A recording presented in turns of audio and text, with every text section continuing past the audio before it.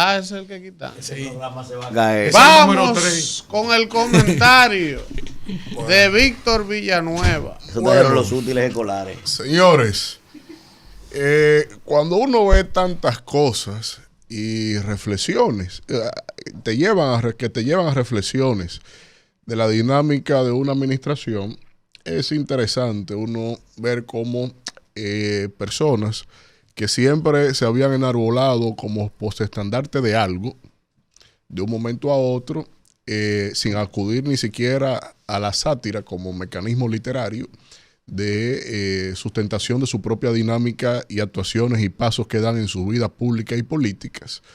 Tú dices, bueno, ya hay una reversa hacia lo que es la autoconcepción de la vergüenza. Porque usted tener figuras como Milagros Ortiz Bosch, que son figuras que uno respeta, de trayectoria, se iconizaron en la sociedad dominicana bajo un sentimiento que usted pudo haber estado no a favor o en contra de sus planteamientos, pero sobre planteamientos, sobre trayectoria sustentada en una concepción, en un ideal que los tuvo. Y desde ahí usted podía hasta definir si usted asimilaba ese liderazgo político con ese planteamiento, esa tendencia ideológica, esa concepción de la cosa pública, la visión del concepto de nación que se busca, que es una lucha constante, es un quehacer diario del quehacer público. Y sobre eso tú dices, bueno, figuras como Milagros Ortiz Bosch, que usted erige una concepción sobre su persona, ¿la apoyo o no? Pero aún no apoyándola, me interesa porque sustenta sus planteamientos. Y así uno puede recabar un conjunto de argumentos, y yo creo que los almacenes digitales de Silicon Valley no darían abasto para la cantidad de material que hay en términos audiovisuales, de entrevistas, de participación pública, de escritos, etcétera, etcétera, de figuras como Milagros Ortiz Bosch, hablando en contra de la reelección, por ejemplo, y que sea ella misma la que, contrario a todo lo que se ha sustentado en lo que es el quehacer político de su propio accionar, en donde la no reelección era una premisa de vida que inclusive la llevó a un escenario de antagonismo con el propio Hipólito Mejía cuando ella era vicepresidenta de la República. Tú dices, bueno, esta señora se erige como una gran defensora de los postulados de Peña Gómez, que asumió y defendió esa premisa. Yo no creo como coyuntura, porque Peña Gómez nunca fue presidente de la nación. Y habría que haberlo probado en el momento que él tenía que decidir, tuviera que decidir si continuar o no en una repostulación. Ahí era que se tenía que medir si en verdad todo lo que él elaboró frente a Balaguer era así. Pero en este caso, Milagros actuó sobre esa base y tú dices, bien, yo mismo no estoy de acuerdo con que se prohíba la reelección. Para mí una constitución tiene que ser a facultad del pueblo. Que reelija o no el pueblo que tiene el mandato, y yo no creo tampoco en modelos reeleccionistas que vengan a cortar y que 1 o 2 periodos, no. Mientras el pueblo entienda que ese gobernante está correcto, que siga ahí, que vote el pueblo, y yo creo en ese modelo a libertad. Ahora creo que el político tiene que jubilarse. Es una acepción personal mía. Entonces, cuando tú ves el caso de que Milagros Ortiz Bosch desdice todo su andamiaje de trayectoria pública y todo eso, tanto por contratos que pueda tener su hijo o los nombramientos que ella misma tiene, ostenta, Instituto Persona y con todo su equipo, tú dices, y desdecirse vale tan poco. Destruir una trayectoria de vida vale tan poco. Pero no solo ahí.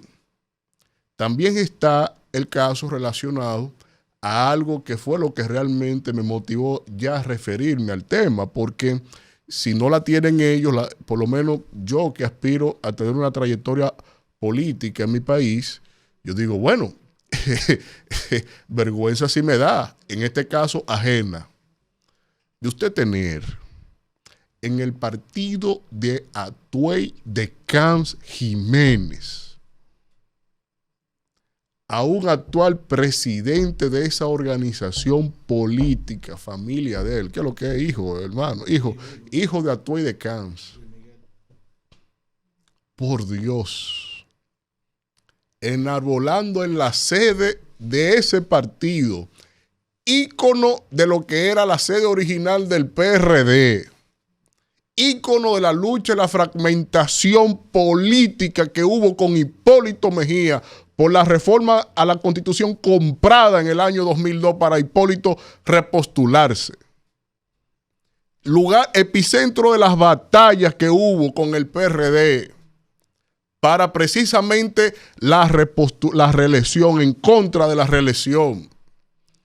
Y que lleven allá al mismísimo Luis Abinader y ponerlo ahí en la sede del hoy Partido del Toro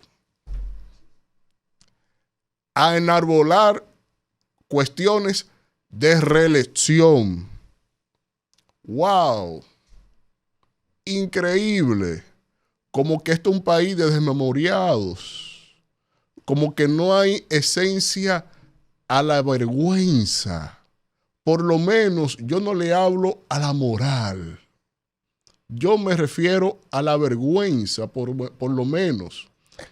Yo creo que Atuey de Camps, en paz descanse, no está en paz después sobre todo de ese acto que se hizo en ese partido.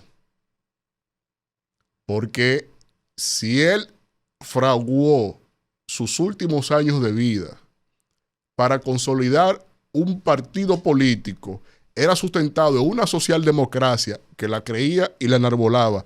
Era una mente extraordinaria la política dominicana que hace falta. Y que una de sus íconos de batalla y lucha fue precisamente seguir los postulados de Peña, todos, no solo el de la reelección. Que este gobierno muy lejos, de hecho Peña es el gran ausente de los discursos de Luis Abinader. Es un anacronismo de partido ahí, porque no tiene ni esencia ni mitología. Es una franquicia de partido para él, desde el poder del dinero, agenciarse como un partido franquiciado, la participación electoral. Ahí no hay esencia, no hay mitología, no hay un himno, no hay un planteamiento económico y social. De hecho, tú ves la dicotomía. Un partido que viene de una heredad socialdemocracia, que sustentan posiciones en la internacional socialista, pero tienen a un presidente capitalista, que de social y democracia no entiende nada. Entonces, tú tenerlo ahí, en la sede del partido de Atuey de Camps, enarbolando repostulación, reelección, uno queda realmente atónito en cosas como esa. Pero, por otro lado, ni hablar de la propia figura del presidente, en donde él mismo construyó un sustento de credibilidad esencial para él haber migrado en el liderazgo de ese partido con respecto a Hipólito Mejía en la lucha de tendencia ahí, que fue magistral por parte de Luis Abinader, el trato a Hipólito Mejía, cómo fraguó las cosas, y que entonces en sus estatutos partidarios tuvieron ellos que poner como un acuerdo interfase el principio de la no reelección, cuyo principio hace unos meses, de manera subversiva y fuera de la atención del escenario público, ese principio fue modificado en los estatutos también, para irle viabilizando, eso fue a final del año pasado, para irle viabilizando ya la tomada de decisión del presidente Abinader con la excusa de equiparar los estatutos a la actual Constitución. Pero resulta que la actual Constitución los estatutos del PRM se hicieron después de la actual constitución y eso rige como ley entre partes. Eso no importa que sea dicotomía con la constitución alguna. El que quiere ser miembro del PRM, esas son las reglas del PRM. Esos son los principios del PRM. Y eso tenía que cumplirse. Y eso lo decidieron ellos solitos. Pero como ya había el ánimo de reelección, no ahora y que cuando lo anunció, sino él está organizando eso hace mucho. Lo que pasa es que no ha dado pie con bola en credibilidad pública.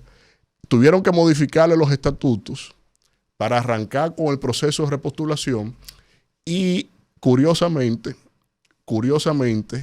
derrumbar también todo lo que era enarboló en contra de la reelección, que ya se han hecho más que virales en las redes sociales y que ya entiendo cada vez recobra más sentido porque él mismo enarbolaba en no mirar para atrás, porque el primer escenario que nos vamos a encontrar son con sus planteamientos, con lo de sus dirigentes como Faride y otros.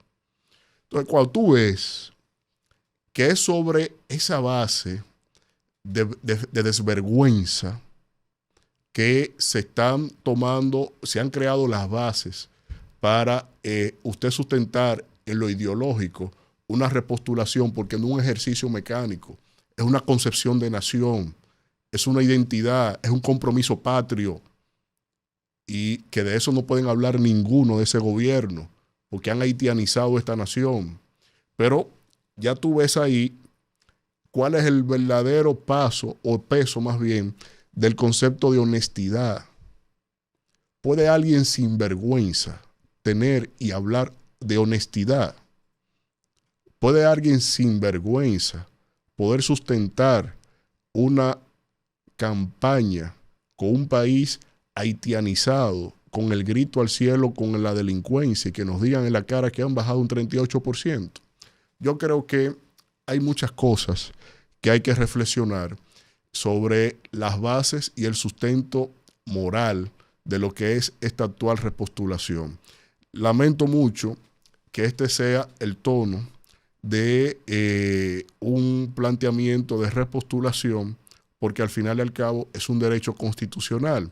Pero por otro lado, también hay que poner los puntos sobre las íes de cara a que usted que se quiere enarbolar como un postestandarte de nada, realmente la gente sepa claramente que aunque a golpe de presupuesto quieran borrar la realidad, en este caso no hay otra realidad que la honestidad no tiene cabida en este proyecto de reelección.